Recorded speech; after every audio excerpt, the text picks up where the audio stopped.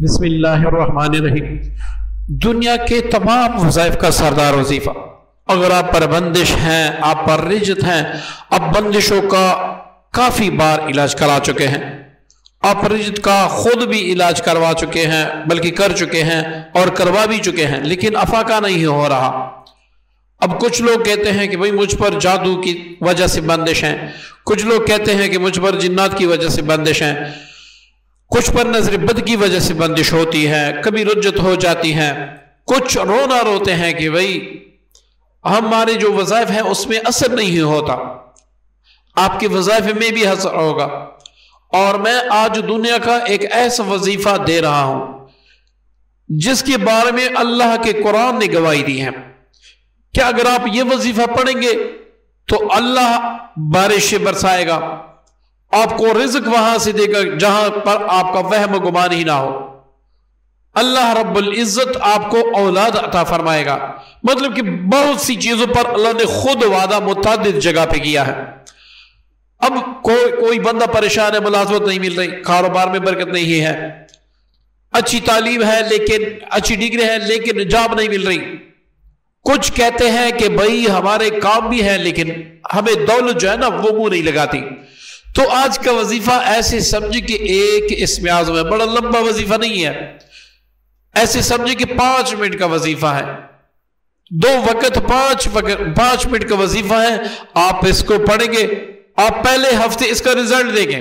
یہ ایسے نہیں کہ بس سنی باتوں پہ آپ نے عمل کر دیا، آپ صرف 1 ہفتہ آزمائش کی نیت سے کر لیں، پھر اپنے حالات دیکھیں۔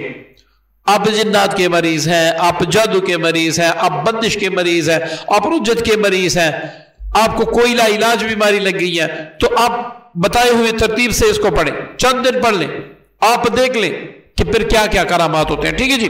اچھا، اب اس وظیفے کو آپ نے کیسے پڑھنا ہے؟ صبح فجر کے بعد اور مغرب کی نماز کے بعد 2 وقت آپ نے پڑھنا ہے۔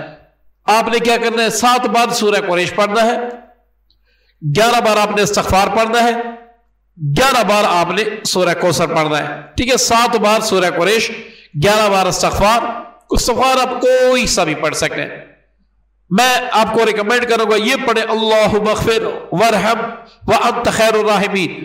اس میں عاجزی بہت زیادہ، اللہم اغفر وارحم، یا اللہ مجھے معاف کر، میرے گناہ معاف فرما دے، وارحم مجھ پر رحم کر دے، وانت خیر الراحمین، اور تو بے شک بڑا رحم کرنے والوں میں سے رحم کرنے والا ہے۔ تو آپ خود سوچیں کہ جب آپ اتنی عاجزی سے اللہ تعالیٰ کو ایسے استغفار سے پکاریں گے تو انشاءاللہ آپ کے گناہ بھی معاف ہوں گے، جب گناہ معاف ہوگی تو آپ کو دل کا سکون بھی ملے گا، آپ کی حاجتیں بھی پوری ہوگی۔ ٹھیک ہے؟ اس کے بعد 11 بار آپ نے سورہ کوثر پڑھنا ہے، اول آخر کوئی بھی درود شریف آپ 7 بار، 3 بار، 11 بار، جتنا آپ پڑھ سکیں آپ پڑھ لیں۔ اب کیا ہوگا؟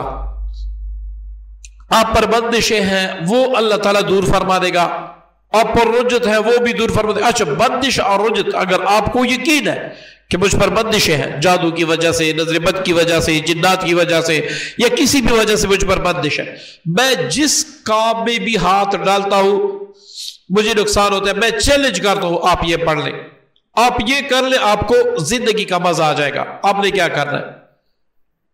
اپنے پاس 1 بوتل پانی رکھنی ہے، ٹھیک ہے؟ 1 بوتل پانی رکھنا ہے، جب بھی آپ یہ عورت کر لیں اس پانی پر دم کر لیں۔ اگر آپ پر رجت بھی ہے تو آپ زیتون کا تیل عام ہر جگہ پہ، تقریباً ملک پاکستان میں بھی اور باہر میں ہر جگہ پہ زیتون کا تیل بڑی آسانی سے مل جاتا ہے، آپ وہ لے لیں تو اس پر بھی دم کریں۔ ٹھیک ہے؟ اب یہ 2 وقت جب آپ نے دم کیا، آپ اس پانی کو پینا شروع کر دیں، ساتھ ساتھ دم کرتے رہے۔ جو زیتون کا تیل ہے اس سے رات کو پورے وجود کی مالش کریں، پورے وجود کی مالش کریں، پھر آپ اس کا کمال لے کے آپ کی رجت دور ہو جائے گی، آپ کی بندش دور ہو جائے گی۔ پھر اس وظیفے کو اپنا مستقل ورد بنا لیں، نہ کریں لمبے وظیفے، نہ دیں لمبے وظائف کو وقت۔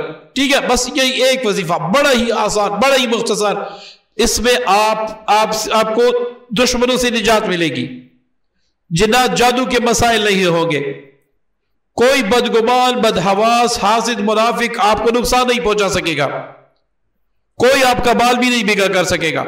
جب بھی کوئی حاجت ہوگی آپ کو غیر سے نوازا جائے گا. جن اور انس میں سے جتنے آپ کے دشمن ہیں ان سب سے آپ کی حفاظت ہوگی.